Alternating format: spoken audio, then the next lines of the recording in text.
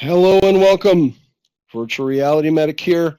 Really great question came in on TikTok about cranial and spinal injuries, and that's what we're going to talk about here in the anatomy room right now. We're going to talk about some cranial and some spinal injuries. So the cranium is basically the cap that keeps your brain all in the place where it's supposed to be, and this is not an area that you really want to get injured. So you can feel it on your head where the skull bones have actually come together. They fuse together as you grew, and those are called the sutures. Now, those areas are prone to some injuries because there's sort of that like slightly weakened line there. So they are prone to some injuries, especially if you whack your head on something or something like that. There are some areas, the temporal areas, which are on the sides here. Those are a little bit more prone to injury as well. And then what's really the main problem, the main issue is that if there's injury to the cranium, there's potentially injury to the brain. Now, there could be injury to the brain where the brain starts to swell. There could be bleeding within the cranium, and that's not good because that's going to increase the pressure inside the cranium or an increase in intracranial pressure, okay? Now, in this, I'm not talking about facial fractures or anything like that. So if you're saying, hey, what about Lafort fractures or anything, I'm not talking specifically about facial fractures. We're just covering the cranium and the spinal cord here, okay?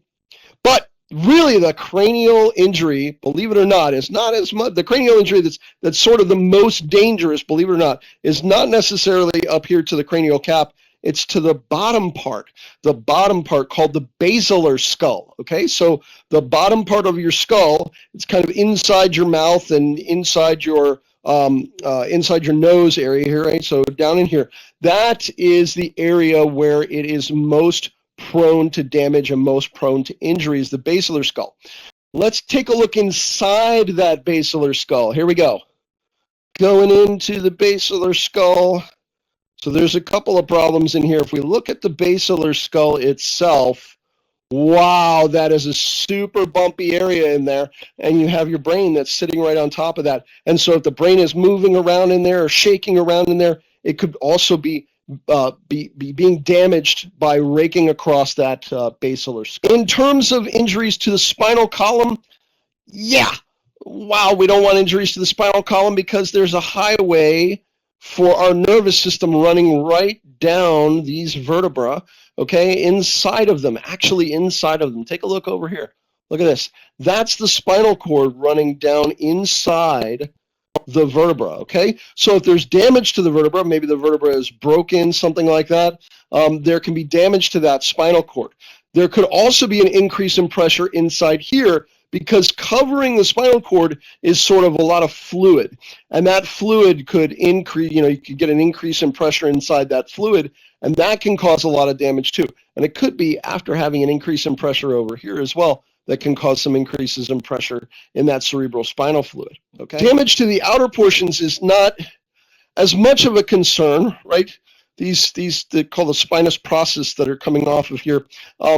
That's not as much of a concern as the concern for damage to the areas very close into the spinal cord. And then there's also jelly-like sacs that sit in between each of these, okay? And you can kind of see them on here. There's these jelly-like sacs that sit in between each of these. And if they rupture, they can impinge on the spinal cord as well.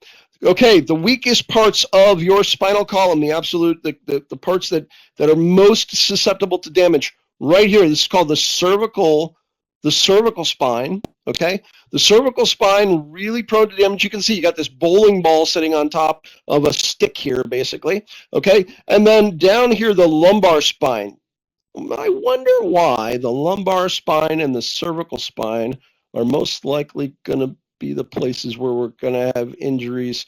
Oh, yeah, because we've got ribs protecting this part of the spine, which is called the thoracic spine.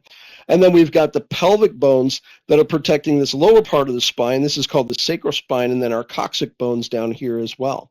Okay, so when we're talking a lot of these injuries, we can get that sort of back and forth injury, so hyperflexion and hyperextension injuries, and we can also get those lateral injuries, those left and right injuries.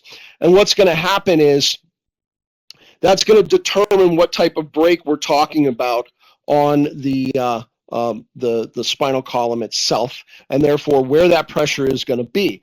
That pressure can even be on the little nerves that are coming out of, right out here, see those little nerves that are coming out, and those nerves are going to every part of your body, because remember, this is the highway, these are sort of the back roads out to the body, okay? And if there's damage to the back roads, getting back to the highway is not so easy, okay?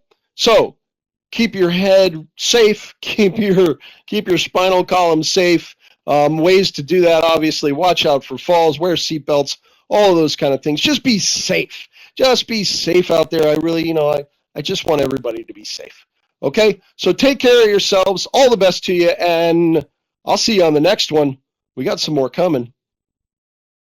Cool. Wow.